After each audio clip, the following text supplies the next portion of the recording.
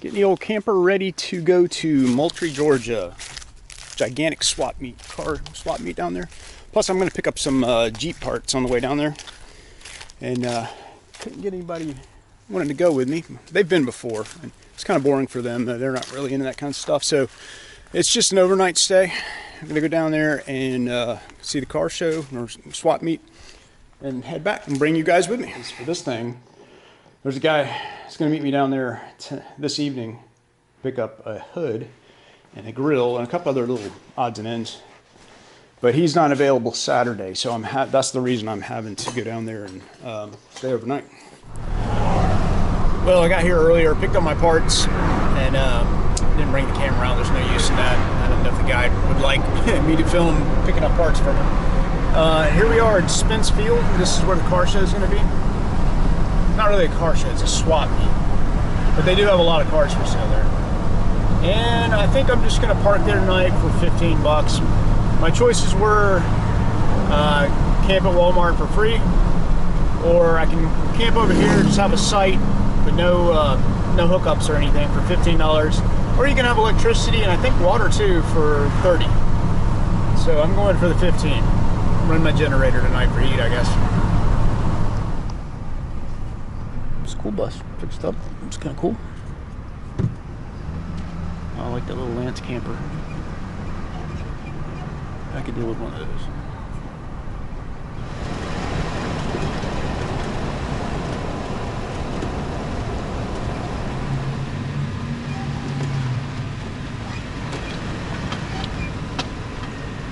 Where the entrance is. I think it's way over there.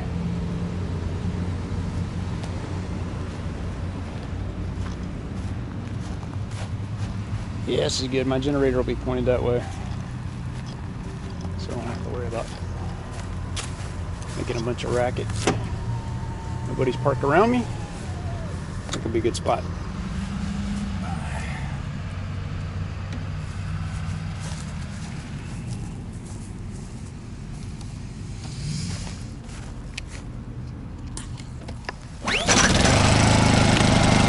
Yeah, might as well camp in comfort. Oh, what's this? Parts.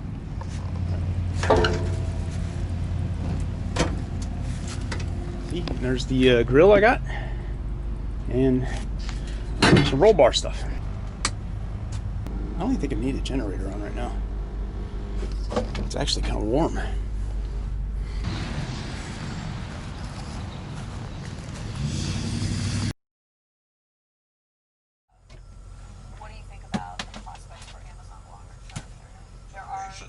So it's a dangerous game. Doesn't mean it's a game that shouldn't be. All right, I don't have much battery left. Hopefully I can get some of this that I want to tell you guys. Having the toilet underneath there is not the best idea.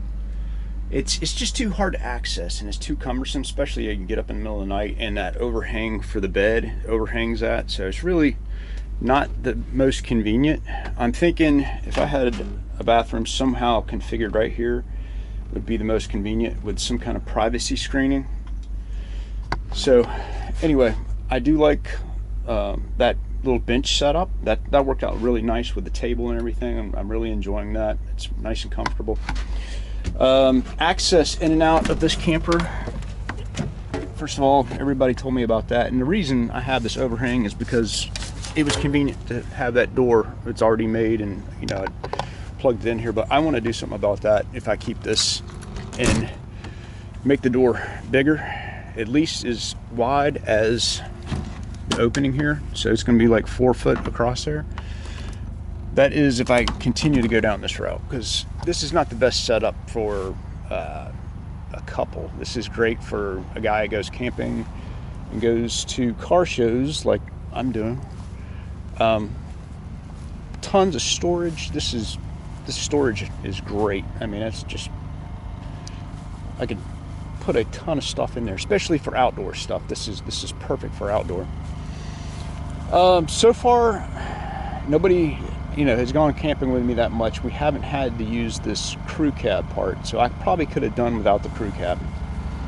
It's nice to have the generator on the front. Let me get away from it so it's not too loud for you guys. generator on the front of this thing was one of the best ideas, I think. I mean, I can hardly hear it back there in the cab, so I'm really happy about that. Glad I went the gas engine. I do miss my Cummins powered truck, but gas motor is way less maintenance, way easier to deal with, and it just works. So, like, I really love the truck camper idea. The only bad drawback about it is access is so high. I guess partially because I got big tires and a 2-inch lift on this thing, it could probably be a little easier.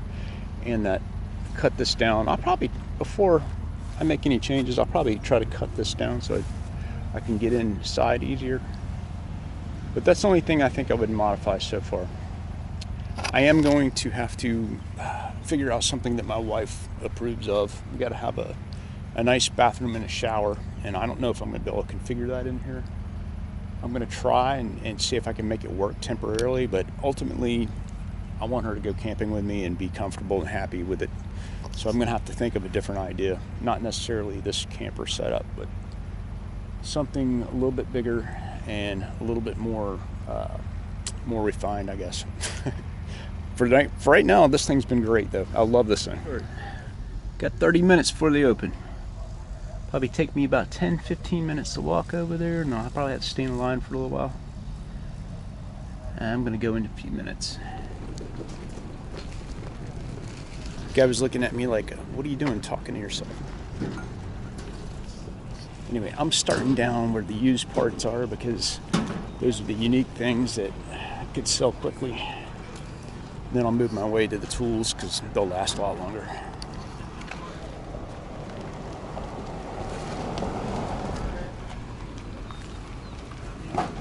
That's cool. Old Ford parts.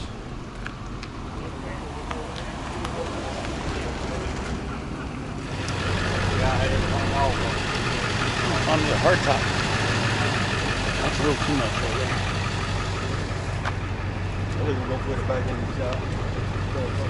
This place is getting packed. Well, that was fun. More walking than Disney World. Look how packed this place was. Still got a couple hours left, but I'm out of here. Got a few things, tools I needed. Okay, now the hard part, I gotta find out all the spot welds through here, and then I gotta cut right through here. So this is a do or die situation, which it's not a show car, and this is just gonna be a shop truck. So I guess can't really go wrong. Got it cheap anyway. So I'm gonna give it a shot. Never know until you try.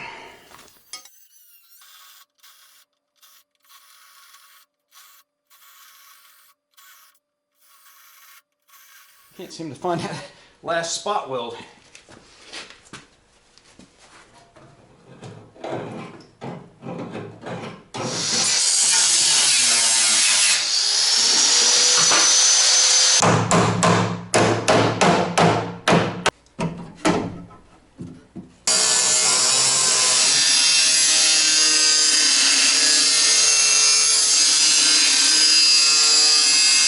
Critical. Well, the door is going to open and close. I'm sure there's a lot of stuff I didn't think about yet. Alright, I got to attack this thing together. If I don't, then I'm probably going to lose interest in it and continue on down some other path. So I got to start making this thing take shape.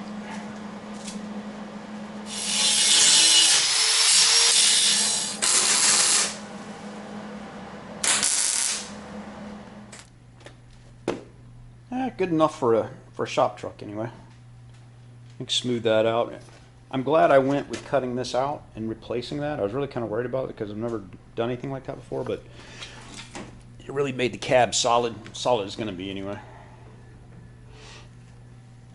Although I have a lot of welding to do around the floor down here. And I mean, this thing is only spot welded together. So I mean, which is crazy. I mean, you could take the whole thing apart with just a spot weld cutter or a drill bit and drill them out. So, but overall, pretty happy with it.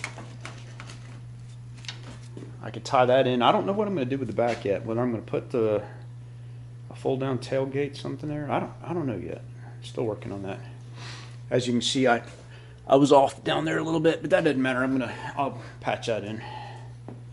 But doors fit well after splicing that in. So I want a YJ steering wheel. I don't know why, I just love the YJ. The older stuff. Got to figure out what I'm going to do on the front end. Kind of want to integrate the fenders into the hood itself and not have fenders come out. So just have the fenders part of the hood. And here's the engine. I'm not 100% set on this yet, but I came across a good deal. It's a GMC Sierra. It's a LS 5.3. Supposedly this thing has 14,000 miles on it. And I think it's out of a 2014. So it's a Gen 4. It's supposed to be an engine. Came with a computer. If anything, I've been wanting to mess around with it and just at least getting it running as a standalone. And here for my old hot rod, I kept the Corvette, I think C6 engine mounts, and I'll end up trying to use those in here. Probably be a good place to use them. Not sure what I'm going to do about this back here yet. Probably just go ahead and patch it in and then angle it right here. Not 100% sure how I'm going to end up with that, but you know, I'll make it look good, hopefully. And thinking about definitely use the 8.8 in the back. If I can find a Dana 44, I passed one up out of a F-150, an old like a 76, 77 or something like that. The good ones. I passed that up a long time ago, and I regret it. But that's ideal. I'd like to do that. Go 5 on, I guess 5.5 is the lug pattern. If not, I'm going to get a high pinion Cherokee Dana 30. I have like a 97 through 99 and go with that, which it'll be the easiest to get the Cherokee, Dana 30. I'm not going to do any hardcore wheeling with this thing. One thing I don't know yet is what suspension I'm going to use. 3-link the front, or try to 4-link it, or go back to stock TJ. Or I don't know if I'm going to go leaf spring, probably coil spring in the back here, but not quite sure what I'm going to do about that yet. This thing's would almost work with where these spring perches are right here. I think it would almost work with a leaf spring setup. It would be super easy to put in here and cheap. It's not just easy, but with cheapness of it, because I don't want this to be a high dollar setup. Everybody else can go high dollar. I want something that works inexpensively. Man. Anyway, if you guys have any ideas, there's a lot of people out there, hardcore wheel, rock crawlers and 4-wheel drive. I want this thing to be fun more than anything, and I want it to be useful. Maybe put a little bed on the back. Yeah, fun factor is the biggest thing about it. I'd ride in that. All right, you guys have any ideas for me? Shoot them to me. And there's a couple of models out there and a couple of images I've seen on Pinterest and stuff like that that I kind of like, and I'll include those in the end of this video so you can see what I'm shooting for. All right, till next video. See you guys later.